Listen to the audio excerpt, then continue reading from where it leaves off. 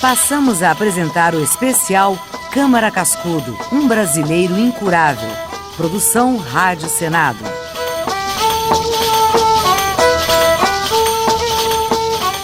Você sabe definir boitatá?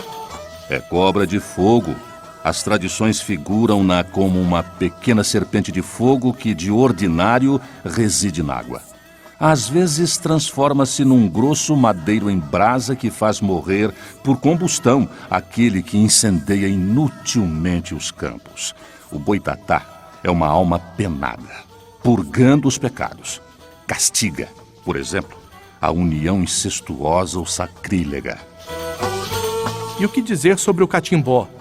Feitiço, coisa feia, bruxedo, muamba, canjerê e também o conjunto de regras e cerimônias a que se obedece durante a feitura do encanto. Reunião de pessoas, presidida pelo mestre, procedendo à prática do catimbó. Baixo espiritismo, medicamentoso, conselhos de bem viver, uso de amuletos. Orações, remédios, dietas e feitiços para afastar forças inimigas ou provocar a correspondência amorosa ou simplesmente sexual. Catimbó quer dizer cachimbo, usado pelo mestre. E quem é o curupira? Um dos mais espantosos e populares entes fantásticos das matas brasileiras. O curupira é representado por um anão. Cabeleira rubra, pés ao inverso, calcanhares para a frente, gosta imensamente de fumo e de pinga. Seringueiros e roceiros deixam esses presentes nas trilhas que atravessam, de modo a agradá-los ou, pelo menos, distraí-los. Na mata, os gritos longos e estridentes dos curupiras são muitas vezes ouvidos pelo caboclo. Também imitam a voz humana, num grito de chamada, para atrair vítimas. O inocente que ouve gritos e não se apercebe que é um curupira e dele se aproxima, perde inteiramente a noção do rumo. Esse é fácil, um dos mais famosos de todos, o Saci Pererê. O que é? Pequeno negrinho, com uma só perna, carapuça vermelha na cabeça, que o faz encantado, ágil, astuto, amigo de fumar cachimbo, de entrançar as crinas dos animais depois de extenuá-los em correrias durante a noite. Anuncia-se pelo assobio persistente e misterioso, inlocalizável e assombrador. Pode dar dinheiro, não atravessa a água como todos os encantados. Diverte-se criando dificuldades domésticas, apagando o lume, queimando alimentos, espantando o gado, espavorindo os viajantes dos caminhos solitários. Boitatá, catimbó, curupira e Saci Pererê são apenas alguns dos verbetes que fazem parte de um dicionário com tudo relacionado ao folclore brasileiro. Quem se dedicou anos a fio para escrever essa obra foi o pesquisador do Rio Grande do Norte, Luiz da Câmara Cascudo. Mas de onde veio esse interesse de Cascudo pelo folclore, pelas coisas do povo? Para responder a essas perguntas, é preciso voltar um pouco no tempo, lá no dia em que Cascudo veio ao mundo. Luiz da Câmara Cascudo nasceu numa sexta-feira, 30 de dezembro de 1898, às 5h30 da tarde, em Natal, no Rio Grande do Norte. Filho único do coronel Francisco Cascudo e de dona Ana Maria da Câmara Cascudo, duas das mais tradicionais famílias do estado. Na verdade, ele não foi filho único no sentido literal da expressão, mas foi o único que sobreviveu às doenças e aos males que vitimavam grande parte das crianças recém-nascidas do século XIX. Por isso mesmo, Cascudo foi criado com todos os cuidados. Os pais morriam de medo de ele não sobreviver. E a leitura acabou virando um passatempo sem maiores riscos para quem vivia cercado de atenções, como conta a neta de Câmara, Daliana Cascudo. Meu avô teve 3 irmãos e ele. Todos os 3 anteriores faleceram de difteria. Então só sobrou ele. Você imagina como ele foi criado, com todos os cuidados e atenções do mundo. Então ele dizia muito que não podia se trepar numa árvore, não podia tomar banho de rio, não podia isso, não podia aquilo, porque os pais tinham medo de perdê-lo. Só restava ele. Então a alternativa para que ele ficasse em casa foi o quê? Brinquedo e leitura. Então ele foi muito incentivado com a coisa da leitura e do brinquedo e tudo, e como o Coronel Cascudo tinha muita condição, porque era uma forma dele ficar em casa e tudo mais.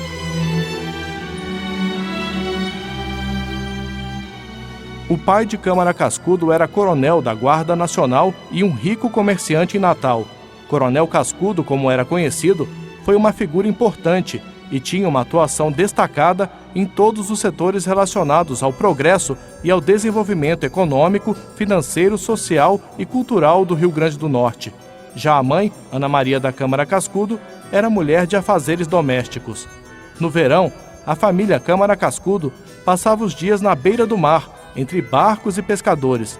O professor de literatura da Universidade Federal do Rio Grande do Norte, Tarcísio Gurgel, lembra que esse cenário inspirou Cascudo em uma de suas mais importantes obras, Jangada, de 1957. Eles tinham residência em praia, as praias daqui ainda não eram praias propriamente urbanas, etc. As famílias de posse costumavam ir veranear, passar as temporadas da época do verão, e nessas ocasiões Cascudo ficava em contato permanente com pescadores, ele escreve páginas memoráveis, né? Todo o livro chamado Jangada, que é um exercício de etnografia extraordinário, ele o construiu com base nos contatos feitos com esses homens do mar, né, que ele conheceu pessoalmente, que ele pesquisou, que ele foi às casas, que ele viu a jangada, que indagou a respeito de tal peça, a natureza da vela, o formato, como é que ela aproveitava o vento, a coisa física que favorecia ou não, e por quê. Enfim, todos esses detalhes foram muito fortemente colocados por ele.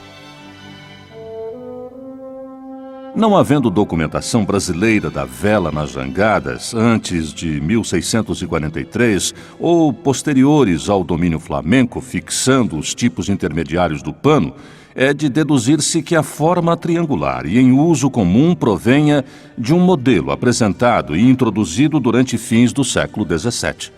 Modelo já terminado e suscetível de emprego imediato e em maneira mais ou menos obrigatória, pois depressa a moda se espalhou e teve aceitação por toda a costa até nossos dias.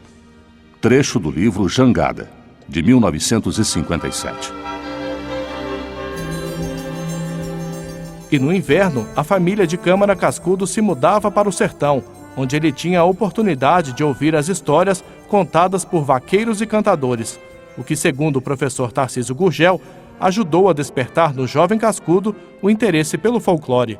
E ele passava as férias no sertão, nos sítios, convivendo com toda aquela meninada subindo árvore, descendo árvore, essa coisa toda e tal. Na cidade, o pai dele, que havia sido inclusive um delegado de polícia, o velho, era um alferes depois, e combateu cangaceiros. E, segundo se diz, era um extraordinário coser, né? Sujeito que contava histórias, causos maravilhosos, isso que era uma coisa espetacular. Então, disso aí vai se formando a massa de um Cascudo que virá a ser folclorista. Lembro-me ainda de ter assistido. Menino, antes da ceia dos recém-casados, os dois cantadores se ergueram, como num cerimonial, e pediram a presença dos noivos. Estes vieram ao salão repleto de amigos. Os cantadores curvaram-se e cada um depôs seu instrumento aos pés dos desposados. Suprema homenagem, oferecimento das honras da noite artística. Os nubentes levantaram a viola e a rabeca e a entregaram aos cantadores. Estes, de pé, um de cada vez, cantaram a louvação. Aquela cena ficou-me na memória, como as cores que a saudade traz. Era como um código de honestidade, simples e rude, entoado pelas vozes másculas e autoritárias que evocam, naquela hora de ebridade, o mundo que ia surgir para ambos, numa continuidade de sonho e de batalha na herança das velhas famílias sertanejas que também tinham sido louvadas em minuto igual. Trecho do livro Vaqueiros e Cantadores, de 1939. O contato de Cascudo com as coisas da roça se intensificou por volta de 1913, quando a família se mudou para a chácara Principado do Tirol. A distância da cidade dificultou a ida à escola, e a solução foi optar por um ensino em casa. Com o passar do tempo, Cascudinho contraiu o vício da leitura, vício este que o acompanhou por toda a vida. Foi o primeiro menino em Natal a possuir um quarto com biblioteca, que era visitada, gabada e divulgada nos jornais por gente grande. Os amigos começaram a chamá-lo de príncipe, daí o nome da chácara, Principado do Tirol. Antes de ser reconhecido como pesquisador e escritor, Câmara Cascudo tentou a faculdade de medicina, mas ele não tinha lá muito jeito para a coisa. Ele não abandonou, no entanto, a ideia de ter o título de doutor. O diploma daria status, abriria portas e acalmaria a mãe, Dona Ana, ansiosa por ter um filho bacharel.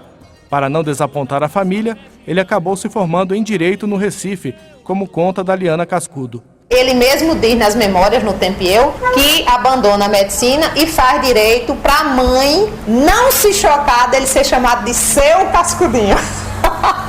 Para ele puder ser chamado de doutor. Então a opção pelo direito foi uma opção para se formar, para ter uma formatura.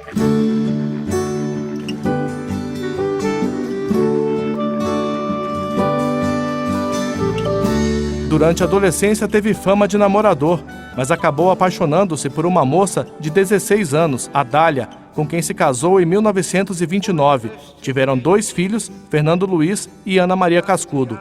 Cascudo era bem mais velho que Dália e a conquista dependeu de algumas artimanhas, como esclareceu a neta Daliana. Ele, na época que a conheceu, ela era uma menina, já tinha 16 anos, e era filha caçula de um desembargador famosíssimo chamado Teotônio Freire. Então, naquele tempo, ninguém podia chegar nem perto. E ele já era o grande galanteador, eles tinham diferença de idade de 11 anos. Então, ele queria namorá-la e não podia. Então, começou com aquele arrudeio dele, fez amizade com a irmã mais velha dela, e ela se chamava Dália. Então, ele malandramente, que andava muito bonito com a flor aqui, começou a andar com uma Dália e passar de bonde na casa dela, subindo e descendo, descendo e subindo para essa história dessa Dália. Mas a futura sogra não queria nunca esse namoro. Então foram dizer: Cascudinho, se esqueça disso, se esqueça, essa menina é uma menina, não vai nunca ter alguma coisa com você. O que é que ele fez? Comprou uma boneca e deu presente a ela. Então era um galanteador. Terminaram casando, tiveram uma relação maravilhosa e ela era o grande esteio da vida dele. Câmara Cascudo exerceu várias funções públicas, entre as quais professor, diretor de escola, secretário do Tribunal de Justiça e consultor jurídico do Estado. Como jornalista, assinou uma crônica diária no jornal A República e colaborou para vários outros órgãos de imprensa no Recife e de outras capitais. Em 1929, a família de Câmara Cascudo sofreu um baque enorme com a quebra da Bolsa de Nova York. Eles perderam tudo, inclusive a chácara Principado do Tirol. Mas Câmara Cascudo não se deixou abater pela pobreza. As dificuldades financeiras não fizeram com que ele perdesse a felicidade e a genialidade. Você está ouvindo Câmara Cascudo, um brasileiro incurável. Produção Rádio Senado. Acompanhe a seguir a amizade entre Câmara Cascudo e Mário de Andrade e a ligação do folclorista com o integralismo.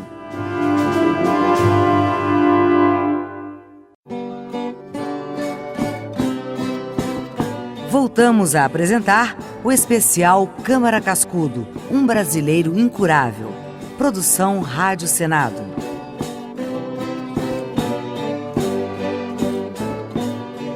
Câmara Cascudo teve ligação com nomes importantes da cultura do Brasil. Carlos Drummond de Andrade, por exemplo, mandava consultá-lo quando o assunto era costumes brasileiros. Monteiro Lobato discutiu com ele as primeiras páginas de Reinações de Narizinho. Manuel Bandeira disse-lhe uma vez que sua Passárgada era o sertão do Seridó, no Rio Grande do Norte. Foi Mário de Andrade, no entanto, quem o tomou por confidente e trocou a mais longa correspondência com o escritor potiguar. A troca de cartas começou em 1924 e prosseguiu até a morte de Mário de Andrade em 1945. Vai desde um sincero aperto de mão, com que Mário se despede em sua primeira carta, até o abraço de seu velho Cascudinho. Tornaram-se amigos e compadres. Fernando Luiz, primogênito de Cascudo, é afilhado de Mário de Andrade. É a essa correspondência que se atribui a transformação de Cascudo no mais importante folclorista brasileiro. É o que pensa o jornalista Vicente Cerejo, dono de uma das mais completas bibliotecas sobre Câmara Cascudo no país. Eu tenho travado aqui uma polêmica muito grande em torno disso. Eu acho que foi fundamental para Cascudo, não que ele não tivesse essa percepção que ele já tinha, mas eu acho que foi fundamental a visita de Mário de Andrade, que se dá em dezembro de 28 e janeiro de 29. Veja que até aí Cascudo era um professor de história e havia lançado alguns ensaios de história e algumas pequenas biografias de história. Cascudo só se lança como um grande folclorista, ele embora tivesse até alguns pequenos artigos, ele só se lança em 39, que é quando ele lança pela editora Globo de Porto Alegre o Vaqueiros e Cantadores. Mas isso ocorre em 39, portanto 10 anos depois, ou 11 anos depois, de dezembro de 28 e janeiro de 29. Então acho que o encontro de Cascudo com Mário é duplamente enriquecedor. Enriquecedor nas duas direções. Eu acho que sem Cascudo, Mário não teria se enriquecido a ponto de ter feito o que fez aqui. A visita de Mário gerou pelo menos 3 títulos na obra de Mário de Andrade, sobre o cantador Chico Antônio, sobre o coco, sobre as danças dramáticas e tudo mais. Como Cascudo não teria, sem a convivência de Mário, tido certas percepções tão precocemente. Mário de Andrade ficou particularmente irritado quando Câmara Cascudo escreveu a biografia do Conde D, marido da princesa Isabel. O modernista fez um apelo para que Câmara Cascudo abandonasse seu ânimo aristocrático por biografias de príncipes vazios e o instigou a descer da rede, que Cascudo adorava, e prestar atenção à riqueza folclórica que passava à sua porta. Não é isso, professor Tarcísio Gurgel? Cascudo era um sujeito apaixonadíssimo, né? Era um sujeito de uma inteligência sensual. Ele, quando se apaixonava pelas coisas, se apaixonava mesmo para valer. Essa paixão dele pela história. Então estudou gente como o Conde D, marido da princesa Isabel, que era um grileiro lá, que alugava aqueles casarões lá no Rio de Janeiro, não sei o que e tal. Mário achava Conde D uma figura detestável. E ficou pau da vida quando soube que Cascudo tinha publicado um livro sobre o Conde D. Disse que você devia largar isso daí e ir aí pra rua, pra pesquisar, Em outra carta, ele disse pra Cascudo assim: você vive enfiado nessa rede. Cascudo adorava uma rede, né? Adorava ficar deitado numa rede lendo, né? E baforando o charuto dele. Ele lendo. Você devia sair dessa rede onde você devia ficar lendo o dia todo e ouvir as pessoas cantando e contando coisas na rua. Cascudo foi para as ruas e não parou mais. Foram 140 livros, dentre os quais pelo menos os 5 mais importantes clássicos do estudo da cultura popular brasileira: Literatura Oral, de 1952, Dicionário do Folclore Brasileiro, de 1954, História da Alimentação no Brasil, de 1967, Civilização e Cultura, de 1972 e História dos Nossos Gestos, de 1976. O livro de maior sucesso de Cascudo é o Dicionário do Folclore. Foram 10 anos de trabalho nessa obra. Cascudo dormia de dia e trabalhava à noite. À porta de sua casa, no centro de Natal, havia a placa: o professor Cascudo não recebe pela manhã. O trabalho madrugada fora é uma das lembranças da neta da Liana Cascudo. Ele trabalhava a noite toda, quando já estava aposentado, dormia de manhã e à tarde atendia as pessoas. Então ele sempre interagia demais com todo mundo. Nós, por exemplo, minha mãe casou e nós ficamos morando dentro da casa dele. Não era um avô que a gente visitasse, E ele primeiro recebia a todos. De um estudante de 2º grau que ia perguntar qualquer coisa a ele, qualquer. A um homem que vinha vender o peixe, que aí ele aproveitava para perguntar alguma coisa que ele queria. Num tempo em que não existia fax ou internet, Cascudo escrevia para estudiosos do Brasil inteiro e de várias cidades do mundo. Com isso, acumulou um conhecimento enorme e se tornou uma espécie de consultor local, como explica o jornalista Vicente Cerejo, que teve o privilégio de recorrer à Câmara Cascudo para tirar algumas de suas dúvidas. Cascudo representava para nós, início dos anos 70, digamos que o internet de papel. Cascudo era uma internet, aquela biblioteca dele. Como não existia internet no mundo, só agora a gente descobre que ele era a nossa internet. Que todas as dúvidas nós íamos na casa dele. E Cascudo transformou-se num consultor permanente da cidade. E ele era um homem muito generoso, recebia todo mundo e tentava responder a todo mundo, fossem os melhores intelectuais do mundo ou do Brasil que viessem aqui, ou fosse um simples estudante, ele recebia a todos. Câmara Cascudo teve ainda um namoro com o integralismo do escritor modernista, jornalista e político Plínio Salgado. A ação integralista brasileira teve forte identidade com o fascismo, dando prioridade à preservação da cultura local, da tradição, dos costumes e do desenvolvimento das zonas rurais. Os integralistas também ficaram conhecidos como camisas verdes ou galinhas verdes, por causa dos uniformes que utilizavam. A ligação de Câmara Cascudo com o integralismo nos anos 30 foi lembrada pelo professor Tarcísio Gurgel, que, no entanto, descarta a aproximação do escritor potiguar com qualquer corrente fascista. Na juventude, ele teve, sim, um namorico com o integralismo. Ele passou a compor o movimento integralista aqui, mas é outro dado que a cultura brasileira precisa fazer uma leitura cuidadosa, porque as pessoas embarcaram no integralismo, a maioria das pessoas que o fizeram, imbuída das melhores intenções. E não é por outro motivo que aí a gente vai encontrar pessoas como Alceu Amoroso Lima, como Dom Helder Câmara. Essas pessoas, num primeiro momento, como o próprio Cascudo, como outras figuras aqui do Rio Grande do Norte, absolutamente insuspeitas. Pessoas que depois, ao longo da sua vida, se revelaram pessoas decentíssimas, etc. Enfim, eu estou só querendo colocar que essas coisas têm aí um grau de relatividade que a gente muitas vezes pode considerar.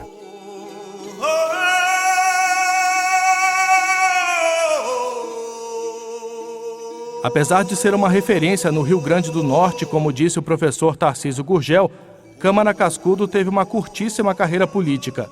Sua mais concreta incursão nesse campo, como deputado federal eleito, só durou 3 dias, quando seu mandato foi cassado pela Revolução de 30.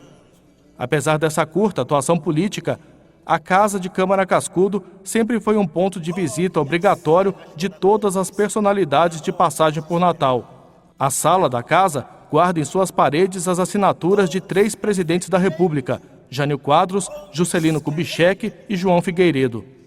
A passagem de Juscelino Kubitschek pela Casa de Cascudo gerou um episódio curioso, uma crítica às linhas modernas da arquitetura de Brasília, aqui relatada pelo ex-secretário de Câmara, o escritor Diógenes da Cunha Lima.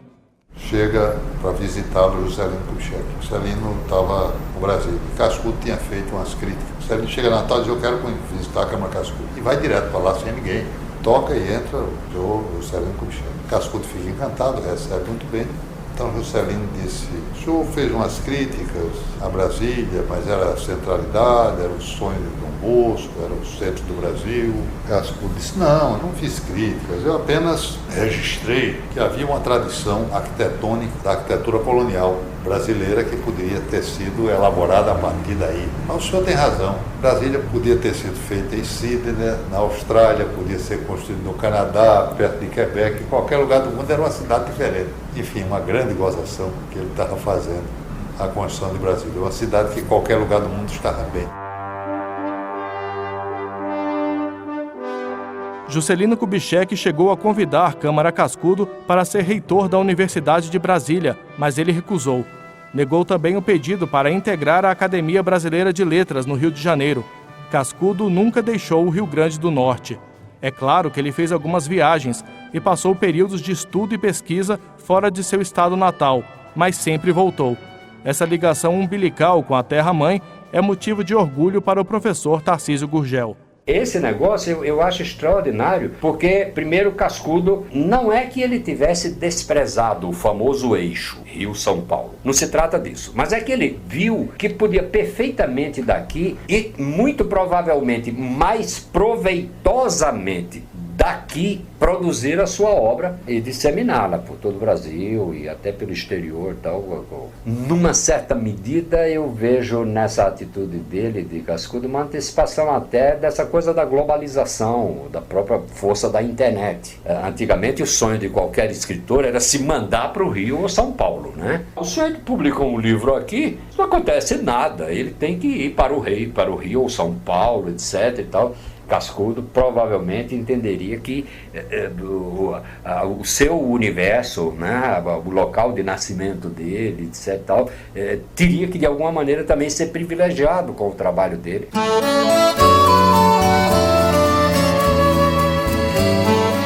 Câmara Cascudo viveu até os 87 anos em plena produção intelectual, observando e registrando os costumes e características dos homens comuns, ou lidando com sua paixão maior, o folclore. Câmara Cascudo se dizia um provinciano incurável, para justificar o fato de nunca ter deixado o Rio Grande do Norte. Na definição do presidente da Academia Norte Rio-Grandense de Letras, Diógenes da Cunha Lima, ele era um brasileiro feliz. Para nós, uma mistura das duas coisas, um brasileiro incurável. Câmara Cascudo morreu na cidade do Natal em 30 de julho de 1986. Morreu pobre, mas realizado. Tainha sombreia de negro, na água quieta, onde as moças se despem, devagar, onde as moças se despem, bem devagar. Prefiro o sertão vermelho, bruto, bravo, seco, com o couro da terra furado pelo serrote. Você acabou de ouvir o especial Câmara Cascudo, um brasileiro incurável. Reportagem Larissa Bortoni, Maurício Desante e Nilo Bairros. Locução Ana Lu de Matos e Olívio Calabria. Redação e apresentação Maurício Desante. Produção musical Alcebiades Muniz Neto. Trabalhos técnicos André Menezes. A Rádio Senado tem direção de Adriano Faria e a Secretaria de Comunicação do Senado é dirigida por Elival Rios. Não gosto de sertão verde. Você também pode ouvir este programa na internet www.senado.gov.br/rádio. Sambas na latada, harmônio, bailes e algodão, de canjique, de fogueira, capelinha de melão. É de São João, é de São João, sertão de poço de engazeira, onde a piranha rosna feito cachorro e a tainha sombreia de negro, na água quieta, onde as moças se despem, devagar, onde as moças se